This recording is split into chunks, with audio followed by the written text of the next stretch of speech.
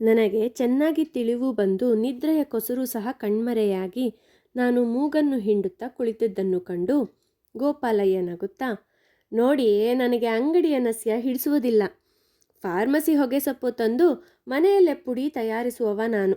ಅದು ಖಾರವಾಗಿ ಕಂಡರೂ ಒಳ್ಳೆಯ ಹಸುವಿನ ತಪ್ಪ ಅದಕ್ಕೆ ಬೀಳುವುದರಿಂದ ಕಣ್ಣಿಗೆ ಯಾವ ಕೆಡುಕೂ ಇಲ್ಲ ಎಂದು ಸಂಭಾಷಣೆ ತೊಡಗಿದರು. ಹೋಗ್ಲಿ, ಈಗ ನಿಮ್ಮ ಊರು ಮನೆಗಳ ವಿಚಾರ ಹೇಳಿ ನೋಡುವ. ಯಾರಲ್ಲಿಗೆ ಹೋದದ್ದು? ಮೋಟರು ಇಲ್ಲದ ವೇಳೆಯಲ್ಲಿ ನಮ್ಮ ಸುಬ್ರಹ್ಮಣ್ಯವನ್ನು ಏನೆಂದು ಮೆಚ್ಚಿದಿರಿ? ಇದು ಷಷ್ಠಿಯ ದಿನವೂ ಅಲ್ಲ, ಜಾನುವಾರ ಸಂತೆಯ ಸಮಯವೂ ಅಲ್ಲ ಎಂದರು. ನಾನು ಒಂದೊಂದಾಗಿ ಅವರ ಪ್ರಶ್ನೆಯನ್ನು ಉತ್ತರಿಸುತ್ತಲೇ ಹೋದೆ. ಅವರು ನನ್ನನ್ನು ಆಸಕ್ತಿಯಿಂದ ಕೇಳುತ್ತಿದ್ದರು. ನಡುವೆ, ಏನೋ ನಿದ್ರೆ ಬಂದರೆ ದಾಕ್ಷಿಣ್ಯ ಬೇಡ, ಹಾಸಿಗೆ ಬಿಡಿಸಿಕೊಡುತ್ತೇನೆ. ನನಗೆ ತಮಾಷೆ, ನಿಮಗೆ ಪ್ರಾಣ ಸಂಕಟವಾಗಬಾರದಲ್ಲ ಎನ್ನುತ್ತಿದ್ದರು. ನಿದ್ರೆಯ ಬೇರೆಲ್ಲ ನಿಮ್ಮ ಈ ನಸ್ಯದಿಂದ ಕಿತ್ತು ಹೋಯಿತು ಎಂದೆ. ಕೇಳಿ ಅವರು ನಕ್ಕರು. ಅಲ್ಲಿಯೇ ಅಂಗಳದಲ್ಲಿ ಮಗ್ಗುಲಿಗೆ ಹರಿಯುತ್ತಿದ್ದ ಕಾಲುವೆ ನೀರು ಗಹಗಹಿಸುತ್ತಿತ್ತು. ಎದುರಿಗೆ ಎಲೆ ಅಡಿಕೆಯ ತಾಟನ್ನು ಇರಿಸಿ ತಾಂಬೂಲವಾಗಲಿ ಎಂದು ಮನೆಯಾಕೆಯನ್ನು ಉದ್ದೇಶಿಸಿ ಶಂಕ್ರಿಯೇ ಎಂದು ಕರೆದರು. ಆಕೆಯು ಊಟ ಮುಗಿಸಿಕೊಂಡು ಚಾವಡಿಗೆ ಬಂದಳು. ಗಂಡನಿಗೆ ಸಮೀಪದಲ್ಲಿಯೇ ಕಾಲು ಚಾಚಿ ಕುಳಿತಳು. ಎದುರಿನ ಚಿಮಿಣಿ ದೀಪದಲ್ಲಿ ಆಕೆಯ ಮುಖದ ಸುಕ್ಕುಗಳು ಚೆನ್ನಾಗಿ ಕಾಣಿಸುತ್ತಿದ್ದವು. ಹಣೆಯಲ್ಲಿ ಕಿರಿದಾದ ಕುಂಕುಮದ ಬೊಟ್ಟಿತ್ತು. ಕಿವಿಗೆ ತೂಗುವ ಬಂಗಾರದ ಓಲೆಗಳು. ಕರಿಮಣಿ ಸರಕ್ಕೆ ಮೇಲೆದೆಯನ್ನು ಸಿಕ್ಕಿಸಿಕೊಂಡು ಅವಳ ಕುಳಿತ ಬಗೆಯಿಂದ ಏನಾದರೂ ಗಂಡನಿಗಿಂತ ಮತ್ತೂ 10 ವರ್ಷ ಹೆಚ್ಚಿನವಳಾಗಿ ಕಾಣಿಸುತ್ತಿದ್ದಳು. ಗೋಪಾಲಯ್ಯ ಮಡದಿಯೊಡನೆ ತೋರಿಸಿದ ನಯವೂ ಅದೇ ಮಾದರಿಯಾದಿತ್ತು. ದಂಪತಿಗಳಿರ್ವರು ಜೀವನ ಸಂಗ್ರಾಮದಲ್ಲಿ ಸಮನಾಗಿ ದುಡಿದವರೆಂದು ಕಂಡರೂ ಆ ಶ್ರಮವು ಹೆಂಡತಿಯ ಮುಖದ ಮೇಲೆ ಮೂಡಿದಷ್ಟು ಕಟುವಾಗಿ ಗಂಡನ ಮುಖದಲ್ಲಾಗಲಿ ನಡೆನುಡಿಗಳಲ್ಲಾಗಲಿ ಕಾಣುತ್ತಿರಲಿಲ್ಲ. ಅವಳು ಬಂದು ಕುಳಿತ ಸಂಕೇತವನ್ನು ಅರಿತಂತೆ ಗೋಪಾಲಯ್ಯ ಎಲೆ ಅಡಿಕೆಯ ಹರಿವಾಣವನ್ನು ಅವಳ ಎಟುಕಿಗೆ ತಳ್ಳಿ 1-2 ಅಡಿಕೆ ಹೋಳುಗಳನ್ನು ಕಲ್ಲುಗಳಲ್ಲಿ ಗುದ್ದಿ ಇಗೋ ಎಂದರು. ಗೋಪಾಲಯ್ಯನ ಹಲ್ಲುಗಳು ಹಸಿ ಅಡಿಕೆಯ ಹೋಳುಗಳನ್ನು ಕಟಾಕಟ ಅಗೆಯುವಷ್ಟು ಬಲವಾಗಿದ್ದರೂ ಅವರ ಭಾರ್ಯೆಗೆ ಅಂಥ ಶಕ್ತಿ ಇದ್ದಿಲ್ಲವೆಂಬುದು ಸ್ಪಷ್ಟ. ಶಂಕರಮ್ಮ ಅಡಿಕೆ ಹೋಳುಗಳನ್ನು ಮೆಲ್ಲುತ್ತಾ ಇವರಿಗೆಲ್ಲಿಯಂತೆ ಎಂದು ಕೇಳಿದಳು. ಈ ದಂಪತಿಗಳಲ್ಲಾದ ಸಂಭಾಷಣೆಯಲ್ಲಾಗಲಿ ಮುಂದಣ ಸಂಭಾಷಣೆಯಲ್ಲಾಗಲಿ ಅವರ ಮಾತಿನಲ್ಲೇ ನಾನು ಹೇಳಲಾರೆ, ನನಗೆ ಅದು ಕನ್ನಡವೇ ಅನಿಸುವಷ್ಟು ವಿಚಿತ್ರವಾಗಿತ್ತು. ಸ್ವತಃ ನನ್ನ ಮನೆಯ ಮಾತು ಕನ್ನಡದ್ದೊಂದು ಅಪಭ್ರಂಶವೇ. ಅವರು ಹವ್ಯಕರು, ತಮಗೆ ಸಹಜವಾದ ಹೈಗನ್ನಡದಲ್ಲೇ ಸಲ್ಲಾಪಿಸುತ್ತಿದ್ದರು.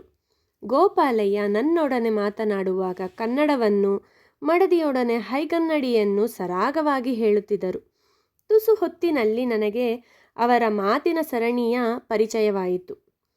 ಶಂಕ್ರಿ 1-2 ಕ್ಷಣಕಾಲ ತಾಂಬೂಲಚರಣ ನಡೆಯಿಸಿ, ನಮ್ಮ ಶಂಭುವಿಗೂ ಇವರದ್ದೇ ಪ್ರಾಯ, ಇದೇ ಬಣ್ಣ, ಇದೇ ರೂಪ ಅಲ್ಲವೇ ಎಂದಳು. ಇನ್ನೂ 1-2 ನಿಮಿಷ ಕಳೆಯಲು ಏನು ಋಣ ಬೇಕಲ್ಲ ಎಂದಳು. ಈ ಮಾತಿನ ಜತೆಯಲ್ಲಿ ಕಣ್ಣಿನ ಕುಡಿಗಳಿಂದ ನೀರು ಜಿನುಗಿದ್ದು ಕಾಣಿಸಿತು. ಆಕೆ ನನ್ನನ್ನು ಮೊದಲನೆಯ ಬಾರಿ ದಿಟ್ಟಿಸಿ ನೋಡಿದ ನೆನಪು ನನಗಾಯಿತು. ಆಗಲೇ ನನಗೆ ಯಾವನೋ ಆತ್ಮೀಯ ವ್ಯಕ್ತಿಯ ನೆನಪು ನನ್ನ ನೋಟದಿಂದ ಆಕೆಯ ಮನಸ್ಸಿಗೆ ಹೊಳೆದಿರಬೇಕು ಎನಿಸಿತ್ತು. ಏನು ಸಂಗತಿ ಎಂದು ನಾನಾಗಿ ವಿಚಾರಿಸುವ ಬಯಕೆ ಹೊಂದುವುದರೊಳಗೆ ಪರಕೀಯನ ಮುಂದೆ ಕಣ್ಣೀರು ಮಿಡಿದ ಆಕೆಯ ಮಂಕಿಗಾಗಿ ಗೋಪಾಲಯ್ಯ, ಶಂಕ್ರಿ, ನಿನಗೆ ವರ್ಷವಾದದ್ದು ಮಣ್ಣಿಗೆ. ಅವನು ಬರುವ ಮಗನಾದರೆ ಎಂದೋ ಬರುತ್ತಿದ್ದ. ನಮ್ಮ ಇಷ್ಟೆಲ್ಲ ಪ್ರಯತ್ನ ವ್ಯರ್ಥವಾಗುತ್ತಿತ್ತೆ. ನಮ್ಮ ಲಕ್ಷ್ಮೀ ದನಕ್ಕೇನಾಯಿತು ನೆನ್ನೆ? ಅದನ್ನು ಹುಲಿ ಹಿಡಿದಂತೆ. ಅವನನ್ನು ಯಾವುದೋ ಹೆಣ್ಣು ಹುಲಿ ಹಿಡಿದಿರಬೇಕು ಎಂದರು. ಈ ಮಾತು ಆಕೆಯ ದುಃಖಕ್ಕೆ ಸಮಾಧಾನವನ್ನು ಉಂಟು ಮಾಡುವ ಬದಲು ಅದನ್ನು ಇಮ್ಮಡಿಸಿತು. ಅಗಲಿದ ಮಗನ ಸಲುವಾಗಿ ಹುಲಿ ಹಿಡಿದ ದನದ ಉಪಮೆ ಕೊಟ್ಟದ್ದು ಆ ತಾಯಿಯ ಕರುಳಿಗೆ ಒಗ್ಗಲಿಲ್ಲ. ಯಾಕೆ ಅಮಂಗಲ ಆಡುತ್ತೀರಿ?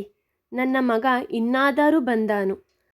ಅವನಿಗೆ ಅಪ್ಪ ಅಬ್ಬೆಯರ ಹಂಬಲಾದೀತು. ದೇವರ ದಯೆಯಿಂದ ಅವನನ್ನು ಯಾವ ಹುಲಿಯೂ ಹಿಡಿದಿರಲಿಕ್ಕಿಲ್ಲ ಎಂದಳು. ಆಕೆಯ ಅತಿಮಧುರ ಜೀವನವನ್ನು ಬಲ್ಲವರಾದ ಭಟ್ಟರು, ಆಗಲಿ, ನೀನೀಗ ಒಳಗೆ ಹೋಗಿ ಒಲೆಯ ದಂಡೆ ಶುದ್ಧ ಮಾಡಿ ಮಲಗಿಕೊ. ನಾವಿಬ್ಬರು ಚಾವಡಿಯಲ್ಲಿಯೇ ಒರಗುತ್ತೇವೆ. ನೋಡು, ಒಂದು ಜಮಾಖಾನೆ, ಒಂದು ಕಂಬಳಿಯನ್ನು ಕೊಡು ಎಂದು ನುಡಿದು ಆಕೆಯ ಗಮನವನ್ನು ಬೇರೆ ಕಡೆಗೆ ತಿರುಗಿಸಿದರು. ಆಕೆಗೆ ಮುಸುರೆ, ಹೆಪ್ಪು, ಒಲೆಯ ದಂಡೆಗಳ ನೆನಪಾಗಿ ಒಳಕ್ಕೆ ಸರಿದಳು. ಆ ಕೆಲಸ ತೊಡಗುವ ಮುನ್ನ ಕಂಬಳಿ, ಜಮಾಖಾನೆ ಚಾಪಗಳನ್ನು ಹೊರಕ್ಕೆ ತಂದಿರಿಸಿ ಹೋದಳು. ಗೋಪಾಲಯ್ಯ ಅವನ್ನು ಕೊಡವಿ ನನಗಾಗಿ ಹಾಸಿ ಒಂದು ದಿಂಬನ್ನು ಇರಿಸಿ, ನಿಮಗೆ ರಾಶಿ ದಣಿವಾಗಿರಬೇಕು, ಸ್ವಸ್ಥವಾಗಿ ಮಲಗಿಕೊಳ್ಳಿ. ಬೆಳಗಿನ ಜಾವಕ್ಕೆ ಚಳಿಯಾದೀತು. ಈ ಕಂಬಳಿಯು ಹತ್ತಿರವಿರಲಿ ಎಂದರು. ನನಗೆ ಆಗಲೇ ಚಳಿಯ ನಡುಕ ಹತ್ತಿತ್ತು. ನನ್ನಿಂದ 2-3 ದೂರದಲ್ಲಿ ಅವರು ತಮ್ಮ ಚಾಪೆ ಬಿಡಿಸಿದರು. ಗೋಪಾಲಯ್ಯ ಉರಿಯುವ ದೀಪವನ್ನು ಕಂಡು, ಈ ದೀಪ ಇದ್ದರೆ ತೊಂದರೆಯೇ ಎಂದು ಕೇಳಿದರು. ನನ್ನಿಂದ ಪ್ರತ್ಯುತ್ತರ ಬರುವ ಮೊದಲೇ ಅದನ್ನು ಒಳಮನೆಯಲ್ಲಿರಿಸಿ ಬಂದರು.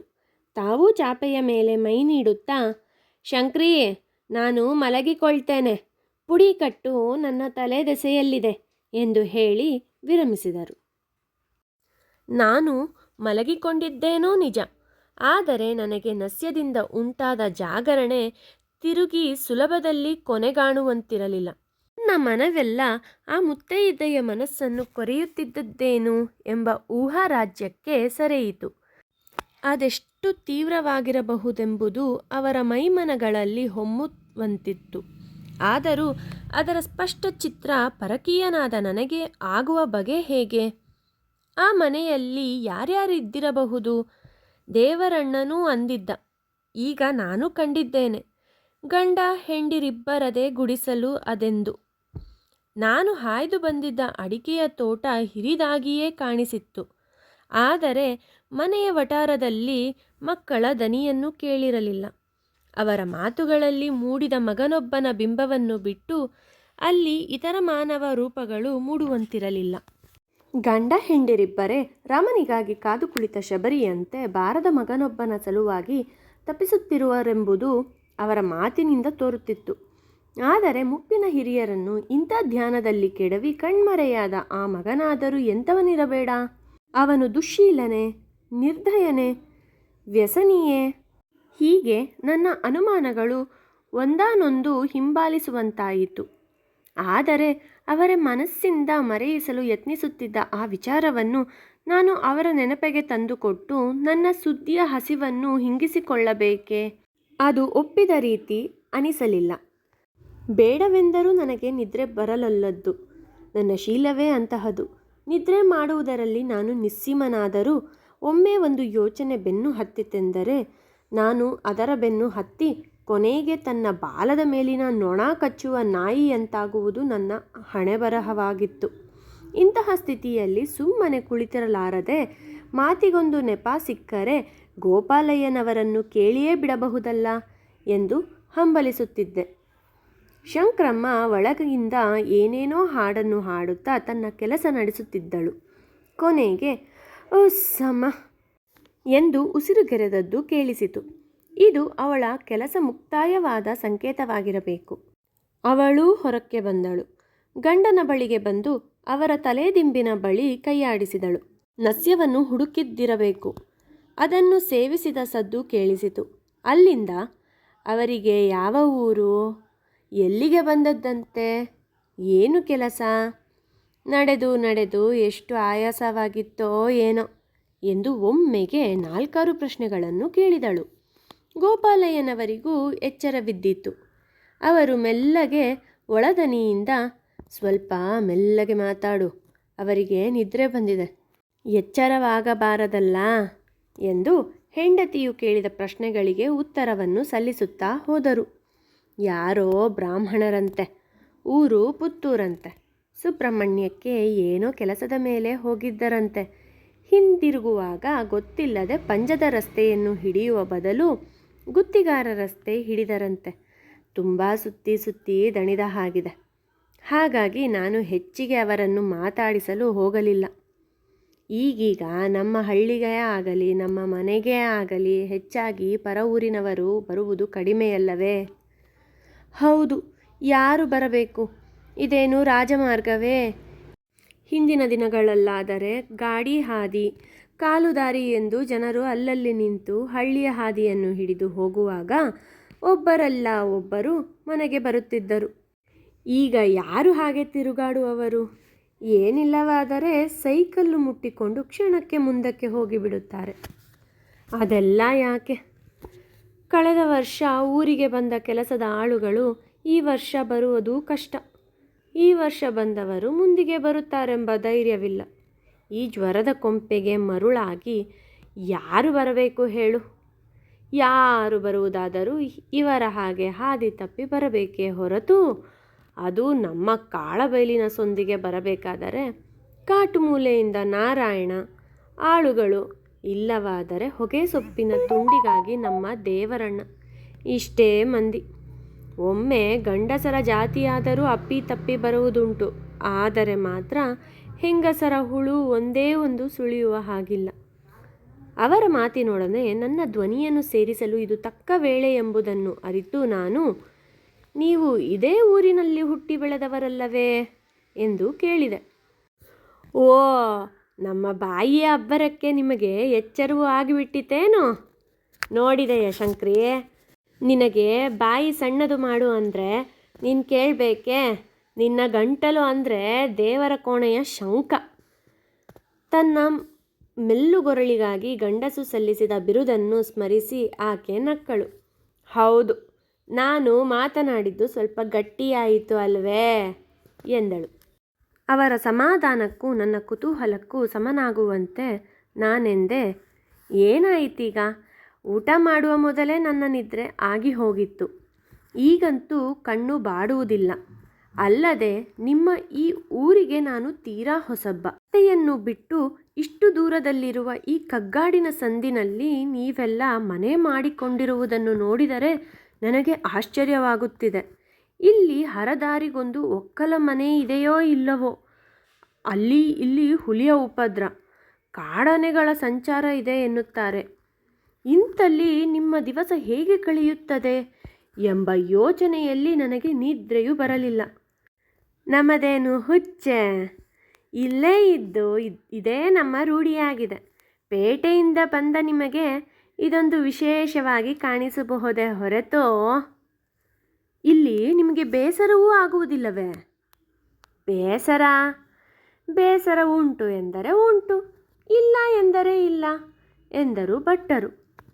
ಅದನ್ನು ತಿದ್ದುಪಡಿ ಮಾಡುವರಂತೆ ಅವರ ಮಡದಿ ಮೆಲುದನಿಯಿಂದ ನಿರುತ್ಸಾಹವಾಗಿ, ಹಾಗೆ ಬೇಸರವಾಗದೇ ಇರುತ್ತದೆಯೇ?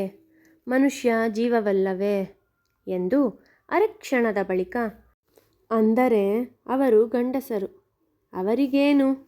ಸೊಂಟಕ್ಕೆ ಕತ್ತಿಯನ್ನು ಸಿಕ್ಕಿಸಿಕೊಂಡು ತೋಟಕ್ಕೆ ನಡೆದಾರು. ಅಲ್ಲಿ ಅಡಿಕೆ ಹೆಕ್ಕಿಯಾರು. ಆಳುಗಳನ್ನು ಕರೆದು ಹಾಗೆ ಮಾಡಿ ಹೀಗೆ ಮಾಡಿ ಎಂದಾರು. ಬೇಸರ ಕಳೆಯಲು ತಾವು ಆಳುಗಳೊಡನೆ ಕಾಡಿಗೆ ಹೋಗಿ ಸೊಪ್ಪನ್ನು ಹೆರೆದಾರು. ಮತ್ತು ಹೊತ್ತು ಹೋಗದಿದ್ದರೆ ದೇವರಣ್ಣನಲ್ಲಿಗೋ ಕಾಟುಮೂಲೆಗೋ ಹೋಗಿ ಎಲೆ ಅಡಿಕೆ ಹರಿವಾಣ ಬರಿದು ಮಾಡಿಯಾರು. ಮನೆಗೆ ಬಂದು ಮಿಂದು ಗಿಂದು ಜಪ ದೇವರ ಪೂಜೆಯಾಗುವಾಗ ಹೊತ್ತು ತಿರುಗುತ್ತದೆ. ಊಟ ಮಾಡಿಯಾರು. ಮನಸ್ಸು ಬಂದರೆ ಮಲಗಿಕೊಂಡು ಜಾವ ಹೊತ್ತಿಗೆ ಸಮನಾಗಿ ಎದ್ದಾರು. ತಿರುಗಿ ತೋಟಕ್ಕೆ ಹೋದಾರು. ಅಷ್ಟರಲ್ಲೇ ಆಗುತ್ತದೆ ಸಾಯಂಕಾಲ. ಹಾಗೆಲ್ಲ ಬೇಸರ ಕಷ್ಟಗಳು ಎಂದರೆ ನನಗೆ, ಒಂಟಿ ಹೆಂಗಸಿಗೆ. ಇಬ್ಬರ ಅಡುಗೆಗೆ ಎಷ್ಟು ಹೊತ್ತು ಬೇಕು ಹೇಳಿ? ಅಡುಗೆಯ ಕೆಲಸ ಬಿಟ್ಟರೆ ಬಿಸಿ ನೀರಿನ ಹಂಡೆಗೆ ನೀರೆರೆಯುವುದು, ಅದು ದಂಬೆಯ ನೀರು. ಇನ್ನು ಹಟ್ಟಿಯ ಕೆಲಸ, ಇಷ್ಟನ್ನು ನೋಡಿಕೊಂಡರಾಯಿತು. ಅವನ್ನೂ ಮಾಡಲಿಕ್ಕೂ ಆಳುಗಳಿದ್ದಾರೆ. ದಂಬೆ ನೀರಲ್ಲಿ ಮುಸುರೆ ಪಾತ್ರೆ ಮುಳುಗಿಸಿ ತೊಳೆಯುವುದಾದರೂ ಒಂದು ಸಂಭ್ರಮದ ಕೆಲಸವೇ? ಆಕೆಯು ತನ್ನ ಮುಂದೆ ಒಡ್ಡಿದ್ದ ತನ್ನ ಸವಿಸ್ತಾರ ಸಮಯದ ಅವಿಸ್ತಾರ ದಿನಚರ್ಯೆಯನ್ನು ಕೇಳಿ ನನಗೂ ಬೇಸರವಾಯಿತು. ಇಂಥದ್ದು ಊರಿನಲ್ಲಿ ಬಾಯಿ ಬಡಕನಾದ ನನ್ನಂಥವನಿಗೆ ವರ್ಷ ಸಲ್ಲುವ ಮಾತಂತಿರಲಿಲ್ಲ. ತಿಂಗಳು ಸಲ್ಲದು, ವಾರವೂ ಕಳೆಯದು, ದಿನವೂ ಹೋಗದು. ನಾನು ಮಾತನಾಡುತ್ತಾ ಕುಳಿತ ವೇಳೆಯಲ್ಲಿ ನಮ್ಮ ಮಾತುಗಳನ್ನು ಕದ್ದು ಇಣುಕಿ ನೋಡಲು ಎಂಬಂತೆ ಅಷ್ಟಮಿಯ ಚಂದ್ರ ಮೆಲ್ಲಗೆ ಅಡಿಕೆ ತೋಟದ ಎಡೆಯಿಂದ ಕಾಣಿಸಿಕೊಂಡನು. ಕಂಗುಗಳು ನೀಳವಾದ ಕಾಂಡಗಳ ಬೆಂಗಡೆಯಿಂದ ಮಿಂಚಿ ಚಾವಡಿಯಲ್ಲಿ ನಮ್ಮ ಮೂವರ ಮೇಲೆ ತಿಂಗಳು ಚೆಲ್ಲಿ ನಕ್ಕೊಡನೆ ನನಗೆ ಗಂಭೀರ ರಹಸ್ಯವೊಂದರ ಅರಿವಾಗುವಷ್ಟು ಆನಂದವಾಯಿತು. ನಾನು ಚಂದ್ರನಿಗೆ ಮೋರೆ ಮಾಡಲು ಗೋಡೆಗೆ ದಿಂಬನ್ನಿರಿಸಿ ಮೂಡಣ ಮುಖ ಮಾಡಿ ಕುಳಿತುಕೊಂಡೆ. ಆಗಿನದು ಎಂಥ ಪ್ರಶಾಂತ ವಾತಾವರಣ! ನಾನು ನವಯುಗದ ಬುದ್ಧನಂತೆ ಬೆಳದಿಂಗಳಿಂದ ಮಾತು ಬೆಪ್ಪುಗಟ್ಟಿ ಚಲನೆ ಹೆಪ್ಪುಗಟ್ಟಿ ಬರಿದೇ ಕುಳಿತದ್ದನ್ನು ಕಂಡು ಗೋಪಾಲಯ್ಯನವರು ವಿಸ್ಮಿತರಾಗಿ, ಏನು ಕುಳಿತೇ ಬಿಟ್ಟರಲ್ಲ ಎಂದರು. ಯಾಕೋ ನನ್ನ ಕಣ್ಣಿಗೆ ನಿದ್ದೆ ಬರುವಂತಿಲ್ಲ. ನಿಮಗೆ ನಿದ್ರೆ ಬರುವುದಾದರೆ ಹೊರಗಿಬಿಡಿ. ನಾನು ಹೀಗೆಯೇ ಬೆಳದಿಂಗಳನ್ನು ಕಾಣುತ್ತಾ ಕುಳಿತಿರುತ್ತೇನೆ. ಕಣ್ಣು ದನಿದೊಡನೆಯೇ ಮಲಗಿಕೊಳ್ಳುತ್ತೇನೆ. ಹಾಗೋ ನಮ್ಮ ನಿದ್ರೆ ಮಾತೆನ್ನುತ್ತೀರಿ. ನನಗಾದರೂ ಸಮನೆ, ನಮ್ಮ ಶಂಕರಿಗಾದರೂ ಸಮನೆ. ಮಧ್ಯರಾತ್ರಿ ಕಳೆಯುವ ತನಕ ಚೂರೂ ನಿದ್ರೆ ಬರುವುದಿಲ್ಲ. ಮಾತನಾಡಿ ಮಾತನಾಡಿ ಗಂಟಲು ಒಣಗಿದರೂ ಕಣ್ಣು ಬಾಡುವುದಿಲ್ಲ. ಏನೋ ವಯಸ್ಸಾದ ಹಾಗೆ ನಿದ್ರೆ ಕಡಿಮೆ ಎನ್ನುತ್ತಾರೆ. ಅದು ನಿಜವಿರಬೇಕು. ಒಟ್ಟಾರೆ ನಮಗೆ ದಿನದಲ್ಲಿ ಜಾವ ಹೊತ್ತಿನ ನಿದ್ರೆ ಉಂಟೋ ಇಲ್ಲವೋ, ಅದರಲ್ಲೂ ಹಗಲು ನಿದ್ರೆ ಮಾಡಿಬಿಟ್ಟರೆ ಇಡೀ ರಾತ್ರಿ ಜಾಗರಣೆ ಎಂದೇ ಲೆಕ್ಕ. ಹಗಲು ಸಮಯವಾದರೂ ಕಳೆಯುತ್ತದೆ. ನಮ್ಮ ಶಂಕರಿ ಎಂದ ಹಾಗೆ ತೋಟದ ಕೆಲಸವಿದೆ. ಬೇಸರವಾದರೆ ಕಾಟುಮೂಲೆಗೆ ಹೋದರಾಯಿತು. ಕಾಟುಮೂಲೆ ಎಂದರೆ ಅದು ನಮ್ಮದೇ ಒಂದು ಜಾಗ. ಆದರೆ ನೋಡಿ, ಈ ಇಡೀ ವಟಾರದಲ್ಲಿ ಬೇರೊಂದು ಬ್ರಾಹ್ಮಣರ ಮನೆಯಿಲ್ಲ. ಹಾಗಾಗಿ ನಾನೇ ನಮ್ಮವರ ಒಬ್ಬ ಹುಡುಗನನ್ನು ಅಲ್ಲಿಯ ತೋಟದಲ್ಲಿ ತಂದು ಸ್ಥಾಪನೆ ಮಾಡಿಬಿಟ್ಟಿದ್ದೇನೆ. ಅಲ್ಲಿ ನನಗೆ ಒಂದು 7-8 ಕಂಡಿ ಅಡಿಕೆಯಾಗುವಷ್ಟು ದೊಡ್ಡ ತೋಟವಿದೆ. ನಮ್ಮ ಕಾಟುಮೂಲೆ ಎಂದರೆ ಇಲ್ಲಿಗೆ ಸಮೀಪ. ಏನು ಒಂದು ಗಳಿಗೆಯ ದಾರಿಯೂ ಇಲ್ಲ. ನಾನೇ ಕಡಿಸಿ ಇಡಿಸಿ ನಟ್ಟು ಮಾಡಿದಂಥ ತೋಟವದು. ಯಾವ ಯಾವ ಒಕ್ಕಲುಗಳನ್ನು ತಂದು ಹಾಕಿ ನೋಡಿದೆ, ಬರಕತ್ತಿಗೆ ಬರಲಿಲ್ಲ. ಸಮನಾಗಿ ಗೈಯುವವರಿಲ್ಲದೆ ಕಾಡನ್ನು ಸವರಿ ಮಾಡಿದ ತೋಟವೆಲ್ಲ ತಿರುಗಿ ಕಾಡಿನ ಬಾಯಿಗೆ ಬೀಳುವ ಹಾಗಾಯಿತು. ಒಂದು ಸಾರಿ ಆನೆಗಳ ಹಿಂಡು ಬಂದು ನುಗ್ಗಿಬಿಟ್ಟರೆ ನಾವು ವರ್ಷ ಸುರಿಸಿದ ಬೆವರು ನಿಮಿಷದಲ್ಲಿ ದಂಡವಾಗುತ್ತದೆ. ಹೀಗೆಂದು ನಮ್ಮದೇ ಒಂದು ಜನ ಬೇಕು ಎಂದು ಯೋಚಿಸಿ ನಮ್ಮ ನಾರಾಯಣನನ್ನು ಅಲ್ಲಿ ತಂದು ಹಾಕಿದೆ. ನಾರಾಯಣ ಅಂದರೆ ಎಲ್ಲಿಯವರು? ನಿಮಗೇನಾದರೂ ಸಂಬಂಧವೇ? ಸಂಬಂಧವಲ್ಲ, ಮತ್ತೊಂದೂ ಅಲ್ಲ, ನಮ್ಮದೇ ಜಾತಿಯವನು ಅಷ್ಟೆ. ಪಾಪ ಎಲ್ಲೆಲ್ಲೋ ಗತಿಗೋತ್ರವಿಲ್ಲದೆ ಅಲಿಯುತ್ತಿದ್ದ ಮೊದಲಿಗೆ. ನಾನೇ ಅವನನ್ನು ಕರ್ತಂದು ಅವನಿಗೊಂದು ಲಗ್ನ ಮಾಡಿಸಿದೆ. ಅಲ್ಲಿನ ಮನೆಯಲ್ಲಿದ್ದು ತೋಟ ನೋಡಿಕೊಂಡಿರೋ ಎಂದು ಬಿಟ್ಟೆ. ನನಗೆ ಪ್ರಾಯ ಸಂದಿರುವಾಗ ನಮ್ಮವರು ಎಂಬುವರು ಒಬ್ಬರಾದರೂ ಹತ್ತಿರವಿರಲಿ ಎಂದು ಹಾಗೆ ಮಾಡಬೇಕಾಯಿತು. ಅವನು ಬಂದ ಮೊದಲಿಗೆ ಆ ಕೊಂಪೆಗೆ ಹೆದರಿಕೊಂಡು 4 ದಿನವೂ ಅಲ್ಲಿ ಇರಲಾರ ಎಂಬ ಹೆದರಿಕೆ ನನಗಿತ್ತು. ಅಂದರೆ ಅದು ಜ್ವರದ ಮೂಲೆ.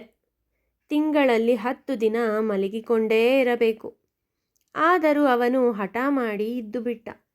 ಈಗ ಅವನಿಗೆ ಅಲ್ಲಿನ ಹವೆಯೂ ಹಿಡಿದಿದೆ.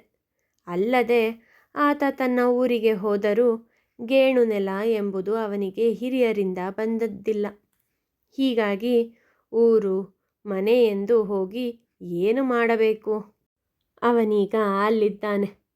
ಅಲ್ಲದೆ ಚೆನ್ನಾಗಿ ದುಡಿಯುತ್ತಲೂ ಇದ್ದಾನೆ. ನೋಡಿ, ಒಂದು ಸಂಗತಿ ನಿಮಗೆ ಹೇಳುತ್ತೇನೆ. ನಿಮಗೆ ಹೇಗೆ ಅನಿಸುತ್ತದೆಯೋ, ನನ್ನ ಅಭಿಪ್ರಾಯ ಹೇಳುವುದಾದರೆ ಕಂಗಿನ ತೋಟಕ್ಕೂ ನಮ್ಮಂಥ ಹವ್ಯಕ ಬ್ರಾಹ್ಮಣರಿಗೂ ಜೋಡಿ ಸಮ. ನಮ್ಮ ಕೈಯಲ್ಲಿ ತೋಟ ಊರ್ಜಿತಕ್ಕೆ ಬಂದ ಹಾಗೆ ಇನ್ನು ಯಾವ ಜನರಿಂದಲೂ ಅದು ಮೇಲಕ್ಕೆ ಬರಲಾರದು. ಈ ನಮ್ಮ ನಾರಾಯಣ ಬರುವ ಮೊದಲು ಒಬ್ಬಿಬ್ಬರ ಬ್ಯಾರಿಗಳಿಗೆ ಗೇಣಿಗೆ ಕೊಟ್ಟು ನೋಡಿದೆ. ಅವರು ಅಡಿಕೆ ಮರದ ಕುಡಿಯನ್ನು ಕಂಡರೇ ಹೊರತು ಅದರ ಬುಡವನ್ನು ಕಾಣಲಿಲ್ಲ. ಬುಡಕ್ಕೆ ಈಟು ಬಿದ್ದರೆ ಕುಡಿಯಲ್ಲಿ ಫಲ ಉಂಟೆಂದು ಅವರು ತಿಳಿಯರಾರು. ಅಲ್ಲದೆ ಗೇಣಿಗೆಯಾದರೂ ಮನೆಗೆ ಬರುತ್ತಿತ್ತೆ. ಸಾಕು ಸಾಕಾಯಿತು. ಆದರೆ ನಾರಾಯಣನನ್ನು ತಂದು ಹಾಕಿದ ಮೇಲೆ ಆ ಯೋಚನೆ ನನಗಿಲ್ಲ. ತೋಟವನ್ನು ಸಾಬೀತಾಗಿ ಇರಿಸಿಕೊಂಡಿದ್ದಾನೆ. ಅಲ್ಲದೆ ನಮ್ಮಿಂದ ತನಗೊಂದು ಜೀವನವಾಯಿತು ಎಂಬ ಹಂಗೂ ಇದೆ ಮನಸ್ಸಿನಲ್ಲಿ.